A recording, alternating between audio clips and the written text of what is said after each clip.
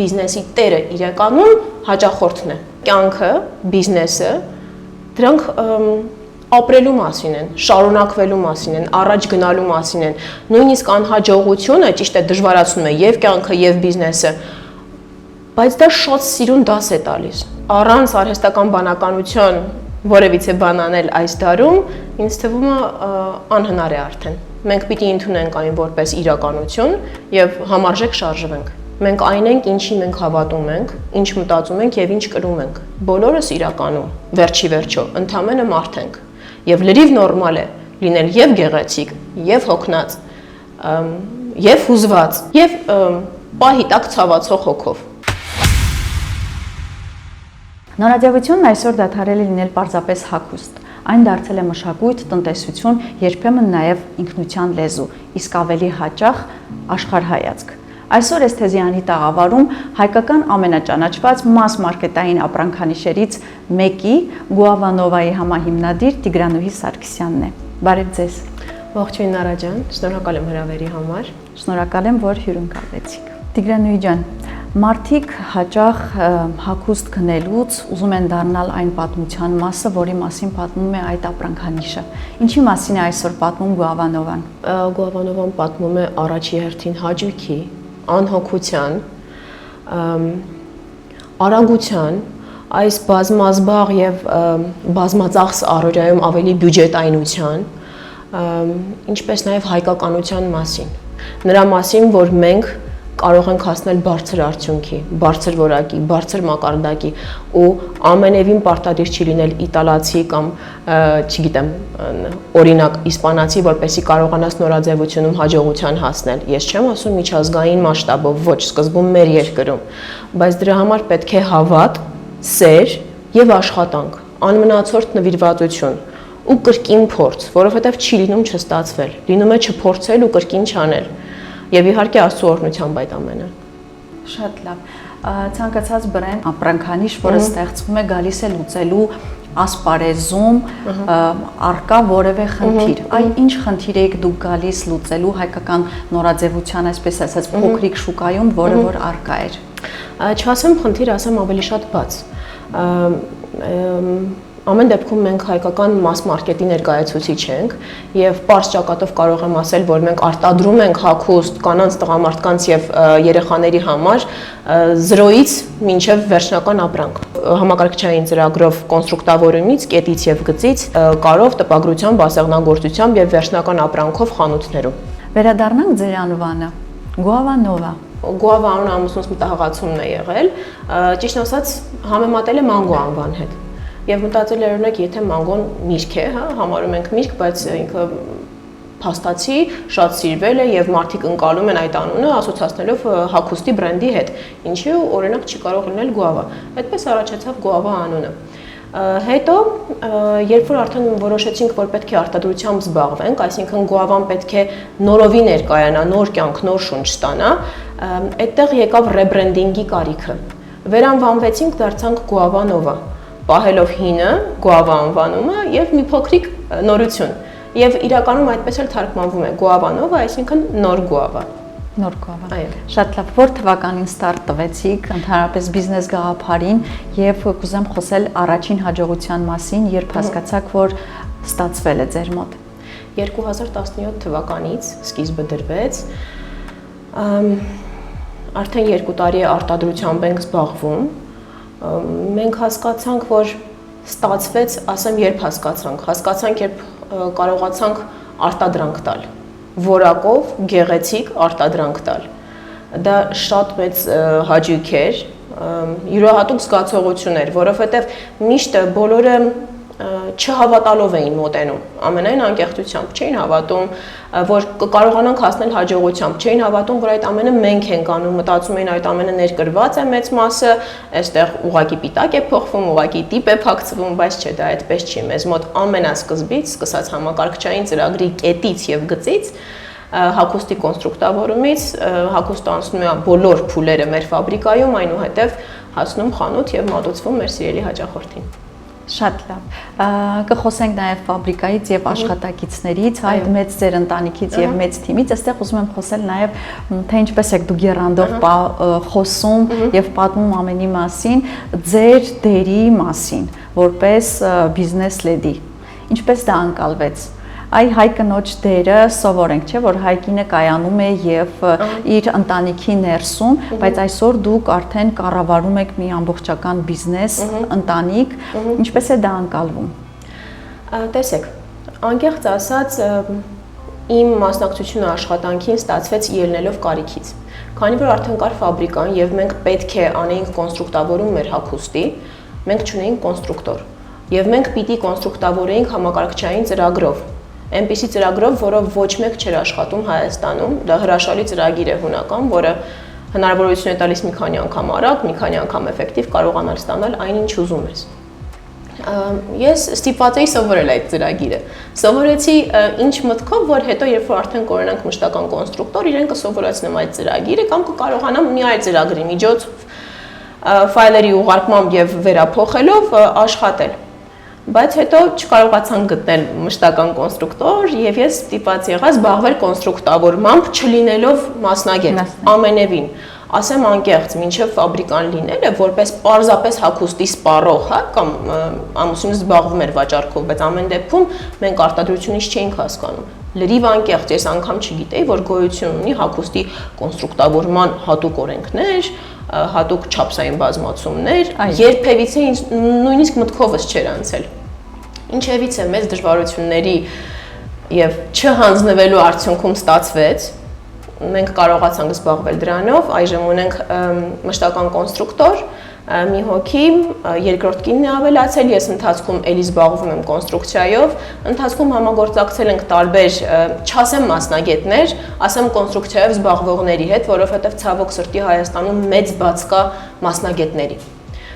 Կլինի կոնստրուկտոր, կլինեն տեխնոլոգ որպես մասնագետներ, կլինեն արտադրամասի պրոֆեսիոնալ կառավարիչներ, հա, ունենալով մեծ փորձ։ Այդ ամենի բաց կար, բայց կարողացանք հարցը լուծել ինչի շնորհիվ, որովհետև հավաքվեց թիմ, հիմնական մասը, հա, բիզնեսով զբաղվողները, արտադրամասը կառավարողները, ովքեր միանման էին մտածում, նայում էին դեպի զարգացում, տեսնում էին զարգացումը, տեսնում էին ուղին, իրենց դերը այդտեղ, բոլորը գիտեին, որ պիտի նվիրվեն եւ աշխատեն եւ ոչ մեկ չպիտի մյուսի ժամանակի կամ առողջության հաշվին ուրիշ բանով զբաղվի, չէ, բոլորս մի տեսակ էինք մտածում, շատ շնորհակալ եմ բոլորին այդ ամեն ինչի համար, բոլոր նրանց, ովքեր սկզբից մինչև օրս մեզ հետ են աշխատում։ Այսինքն թիմային,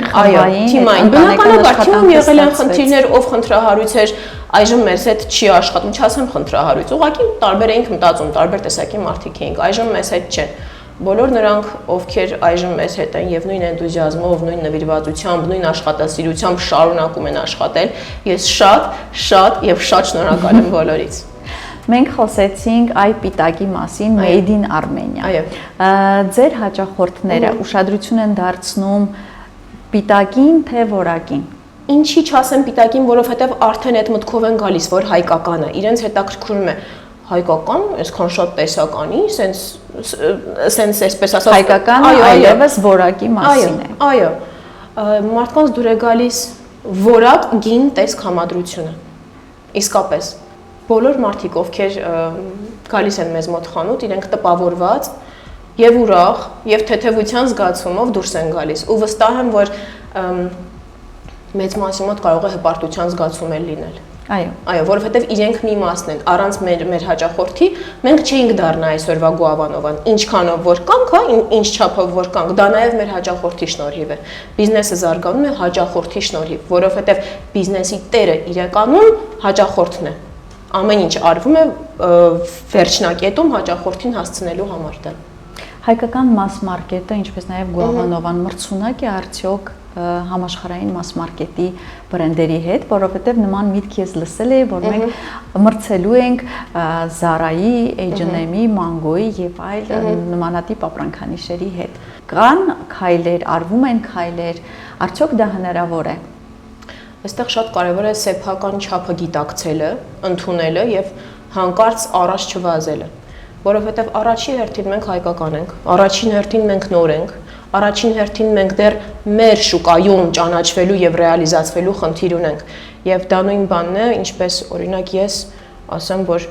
ես կարող եմ մրցել Dolce & Gabbana-ի հետ, ինչպես կարելի է նման բան ասել։ Մենք պիտի գիտակցենք, չէ՞, մեր չափը։ Նրանք բրենդեր են, Zara-ն, Mango-ն,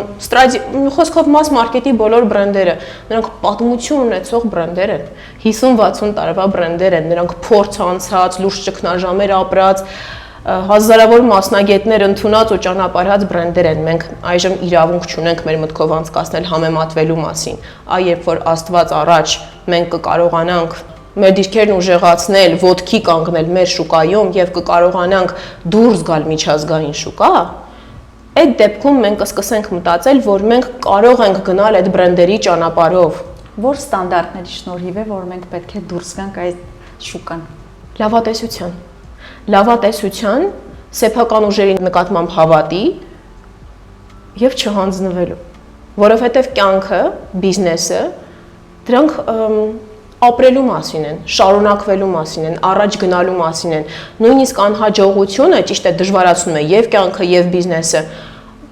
բայց դա շատ սիրուն դաս է տալիս։ Ու այդ դասը վերցրած եթե գնում ես առաջ, պահի տակ զգում ես, որ այդ առաջընթացը կրկնակի արագ ստացվեց։ Որովհետեւ դու մի լավ դաս ունեիր վերցրած, գիտեիր այդ պահին ինչ անեիր։ Շատ լավ, մենք բայց կրողնենք mass market,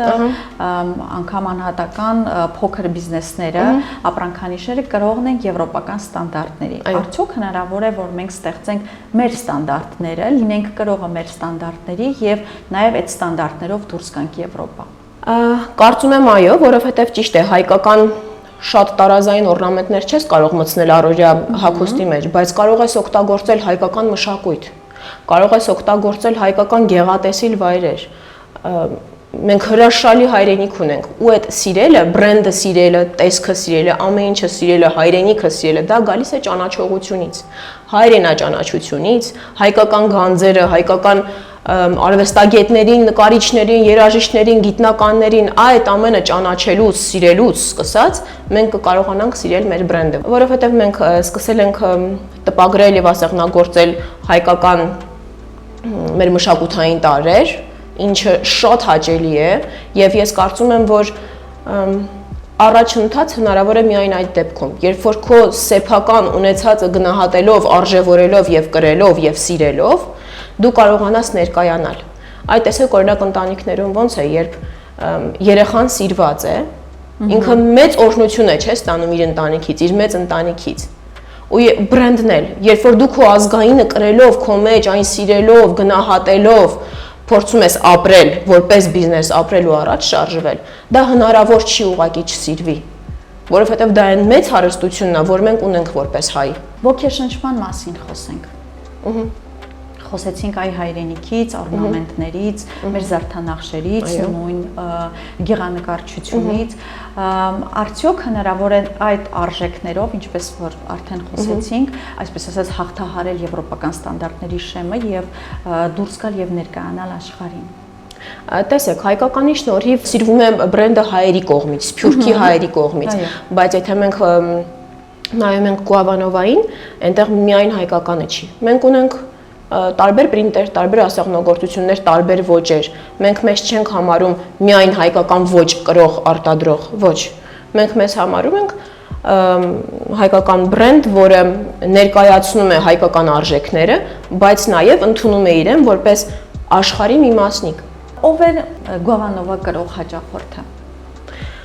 Վերջերս մի հետաքրքիր միտք հասկացանք, որ Գուավանովան բոլորիս բրենդն է, որովհետև Գուավանովան կարող են կրել բոլորը ցանկացած տարիքի, ցանկացած սոցիալական վիճակի եւ իրականում հենց այդպես է։ Այնքան տարբեր ճաշակով, նախասիրություններով եւ ցանկություններով հաճախորդներ են գալիս խանութ սրահներ եւ բոլորը գոհ գնումներով դուրս են գալիս։ Հա, շատ կարևոր է, խոսեցինք մենք ասում է հաղորդումից դուրս խոսում ենք մարքեթինգային արշավի մասին, որը որ շատ կարևոր է։ Այ ինչ կլինի Գուավանովա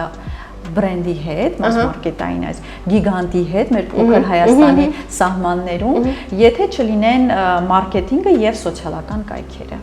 Կարծում եմ ինչ որ առումով ստվերում կմնա, որովհետև մարքեթինգը այնքան է դարձել շուկայի մի մաս։ Գեղեցիկ լուսաբանմամբ, յուրահատուկ լուսաբանմամբ, թե ինչ էլ նոր ձևով, ինչ նոր վիդեո տարբերակով, ինչ նոր լուսային էֆեկտով, ինչ նոր խաղային էֆեկտով կարելի է դա ներկայացնել, որ չանել մարքեթինգ կնշանակի հաստատ ինչ որ առումով մնալ ստվերում։ Շատ լավ, արհեստական բանականություն ներգրաված է Գուավանովայի ստեղծագործական ընթացքին։ Այո, արհեստական բանականություն, այո, ներգրավված է, որովհետև դե նախ տարբեր տեսակի նկարների ստանալը։ Դրանք պատրաստի նկարներ չեն, քանի որ մենք մեր պատկերացումն ենք դնում այնտեղ, մեր պատկերացրած տեքստերը, մեր պատկերացրած ֆոնը, եւ առանց արհեստական բանականություն որևիցե բան անել այս դարում, ինձ թվում է անհնար է արդեն։ Մենք պիտի ընդունենք այն որպես իրականություն եւ համարժեք շարժվենք։ Այ ոճային առումով կարող ենք խոսել Գուավանովայի լեզվի, ոճի լեզվի մասին։ Եթե մենք գտանք հաճախորդին, սիրում են բոլորը 0-ից մինչև 100 տարեկան, հա, այ ոճը ինչ է թելադրում, ինչ լեզվով է խոսում իր հաճախորդի հետ Գուավանովան։ Թեթևության, անհոգության, բնականության։ Այո, բնականության, ավել չլարվելու, ավել չմտածելու, մշտական հասանելիության, վստահության, որ ցանկացած պահի դու կարող ես լինել գեղեցիկ, ունենալով ֆիքսված բյուջե։ Այ կա այսպիսի միտք, չէ, ասում են, որ ներդրում կարելի է անել մանավանդ վերջին տարիներին նաև հագուստի մեջ, չէ՞, այսինքն խոսքը դա լյուքս տեսակի հագուստների մասին։ Գուավանովան այս ասպարեզում, այ որտեղն է զբաղեցնում, ինչ տեղում է գտնվում։ Ես չեմ կարող Գուավանովան համեմատել լյուքս դասի բրենդերի հետ, որովհետև դրանք լրիվ տարբեր աշխարհներ են, լրիվ տարբեր պատմություններով, նպատակներով եւ բիզնես կյանքով, բայց իմ համար դրանք հավասար արժեքներ ունեն, անգամ ավել, որովհետև նորածին երեխան ոնց է, երբ մեծացնում ես, դու գիտես, չէ՞, ինչ ճանապարհ ես անցել։ Այ Գուավանովան դա մեծ հպարտություն, մեծ սեր եւ մեծ արժեք է ինձ համար, մեզ համար, բոլորիս համար։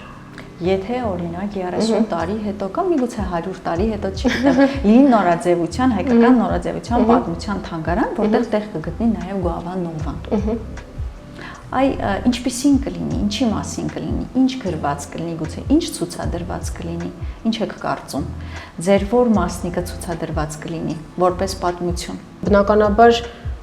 մեր արմատները ընդունելը եւ դրանք կրելը եւ դրանք ցուցադրելը եւ վստահ խոսելը դրա մասին, վստահ խոսելը հայկական արժեքների մասին, դրանք ոչ մի դեպքում չկորցնելը, ոչ մի դեպքում կարևորություն չտալը, ոչ։ Մենք այն ենք, ինչի մենք հավատում ենք, ինչ մտածում ենք եւ ինչ կրում ենք։ Ազգային արժեքների կրող որպես։ Առաջին հերթին այո, առաջին հերթին այո։ Թրենդերից խոսեցինք, այ կա թրենդ, որը որ միգուցե Գուավանովան է սկսել թելադրել, կա թրենդ, որին որ դուք հետևում եք եւ հետևորդն եք։ Բնականաբար հետևում ենք թե աշխարհում ինչ է կատարվում։ Բնականաբար նայում ենք, թե որ մոդելի հագուստն է ավելի պահանջված, ավելի շատ սպառում ունեցող եւ իհարկե հարմարեցնում ենք մեզ, մեր մասնագիտական չափին, մեր հնարավորություններին, որովհետեւ ամեն բան չի, որ օրինակ մեր մտքով կանցնի կամ մեզ դուր կգա կամ մենք կցանկանանք արտադրել, բայց դա հնարավոր կլինի անել, հատկապես սեղմ ժամկետներում։ Սահմանափակումներ ունենք։ Անպայման։ Մենք գիտենք մեր չափը ու սկզբում ճիշտ ասած, դե քանի որ չենք եղել արտադրության մեջ, սկզբում չես կարող դու զգալ քո չափը։ Դու անում ես քո պատկերացրածով, բայց մենք ինչպես բոլոր բիզնեսներում ունեցանք խնդիրներ, տուժեցինք նրա պատճառով, որ մենք ամեն դեպքում չէինք կարողանում ճիշտ գնահատել մեր հնարավորությունը, իրականությունը, հնարավոր ռիսկերը շուկայի եւ համաշխարհային, որովհետեւ ամեն դեպքում Հայաստանը ու հայկական բիզնեսը կախված է աշխարհից, աշխարհի բոլոր խնդիրներից, բոլոր թոհուբոհերից մենք դրա մասն ենք կազմում ու բնականաբար տուժում ենք շատ։ Այ եթե խոսենք ռիսկերի, հնարավորությունների ընձեռնվող, տեսնելով ձեր աշխատասիրությունը, կարծում եմ կլինի նաև այդպիսի միտք կամ ցանկություն միգուցե համագործակցել այ ինչպես որ խոսում ենք այն մեծ գիգանտ մաս մարքետային ապրանքանիշերի հետ, որոնք կան արդեն միջազգային շուկայում։ Որ ապրանքանիշն է ձեզ ավելի մոտ եւ ում հետ կարող եք դուք համագործակցել։ Եթե անկեղծ խորքային չեմ մտածել կամ չեմ պատկերացրել այդ հարցի պատասխանը, որովհետև ելի եմ ասում, հասկացել եմ ֆաբրիկան հիմնելու դեռ սկզբում, որ պետք է հանկարծ չափը չանցնես, որովհետև դա շատ վտանգավոր կարող է լինել։ Այ կանանց համար նախատեսվող տեսականին է շատ թե տղամարդկանց։ Ամեն դեպքում կանանց, որովհետև ամբողջ աշխարհում ավելի շատ սպառում ունի կանացի հագուստը, կանացի հագուստը, այո, հիմնական սպառողը կինն է։ Եվ կանայք իրենց համար մի քանի անգամ ավելի շատ տեսականի են հիմնականում գնում, քան տղամարդիկ իրենց, հատկապես որ Հայաստանում կա տենդենս, որ շատ ընտանիքներում հիմնականում տան համար հագուստ գնողը կինն է, եւ ամուսնու համար եւ երեխաների։ Իսկ եթե կինը գնում կատարելու երեխաների կամ ամուսնու համար, ինքը բնականաբար ընթացքում ոնց է լինի մեկ կամ երկու բան իր համար գնում է։ Շատ լավ։ Եվ վերադառնանք մեր հարցին, որ բրենդի հետ ենք ուզում ցանկանում մտածել միգուցե համագործակցել։ Աստված առաջ, եթե անպայման մենք մեր կողմից ջանք կգործադրենք ու երանդ կդնենք, որպեսզի մենք կարողանանք դուրս գալ միջազգային շուկա պարզ ճակատ, կանացի հագուստի առումով կուզեի համագործակցություն ունենալ, եթե լիներ նման շանս։ Իտալական բրենդ կա, կանացի Էլիզաբետա Ֆրանչի, նաև մանկական հագուստ են արտադրում։ Իմ համար դա շատ կանացի, շատ յուրահատուկ, շատ ճաշակով բրենդ է։ Եվ եթե Աստված առաջ մի օր լիներ այդ շանսը, ես կուզեի փոքրիկ համագործակցություն ունենալ։ Բայց այժմ դա իրականությունից շատ դուրս է։ Ինչի մասին կլինի այդ համագործակցությունը։ Կանացիությունը լսեցի։ Ինձ թվում է վստահ, ուժեղ ու կանացի հոգեվիճակի։ Այ կանացիությունը չկորցրած, ուժեղ, վստահ, կյանքով առաջ գնացող կնոջ մասին կլիներ, որը գիտի իր տեղը, դերը, որը չի մտածում իդեալական լինելու մասին, որովհետև տեսեք, օրինակ, իմ ընկալմամբ պետք չի մտածել, որ իդեալական չկա։ Ես կարծում եմ, որ իդեալական կա, այն էլ ինչպես կա։ Իդեալականը մեզ ամենահարմար, ամենամոտ տարբերակն է։ Ինչի սпасել անիրական բանի, եթե կարաս քո ընկալումով դա քեզ համար սարքել իդեալական։ Դա կլիներ ուժեղ, վստահ եւ կանացի կնոջ մասին, որը կընդուներ նորմալ իր եւ գեղեցիկ լինելը, եւ հոգնած լինելը, եւ ցավացող հոգի ունենալը պահի տակ, որովհետեւ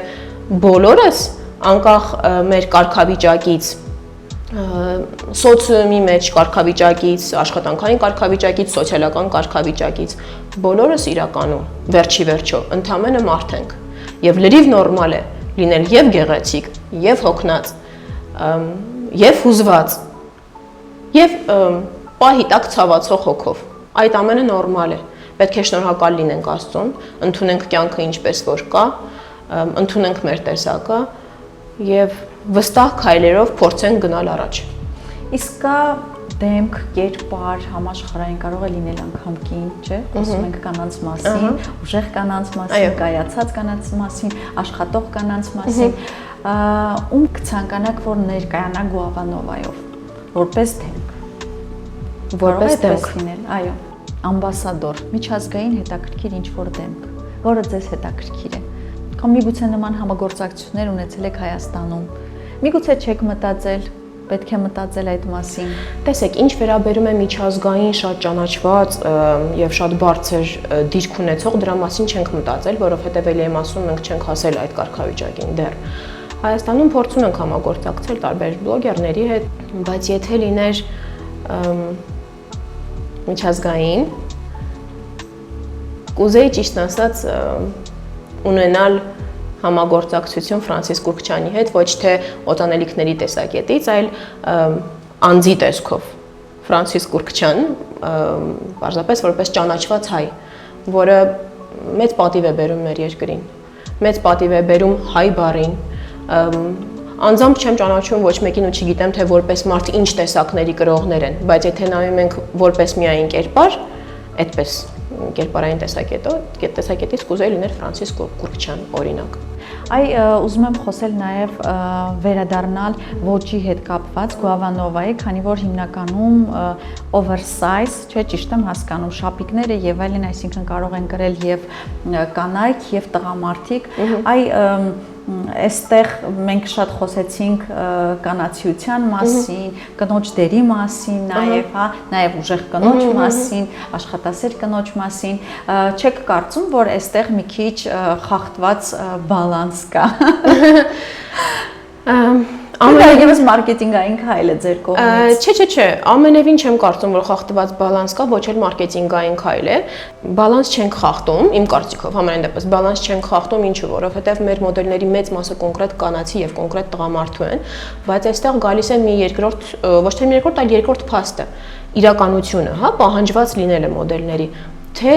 միջազգային շուկայում, թե Հայաստանում, ոճի նախասիրությունը այնքան տարբեր է, կարող ենք հանդիպել տղամարդու յուրահատուկ տպագրությամբ, որ կարող է օրինակ այդ տպագրությունը լինել մանկական, նույնիսկ ոչ թե կանացի։ Եվ այստեղ առաջ են գալիս արդեն unisex ասված մոդելները, որոնք կարող են հագնել եւ կանայք եւ տղամարդիկ, առանց որևիցե սահմանափակումների կամ որևիցե խնդիրների։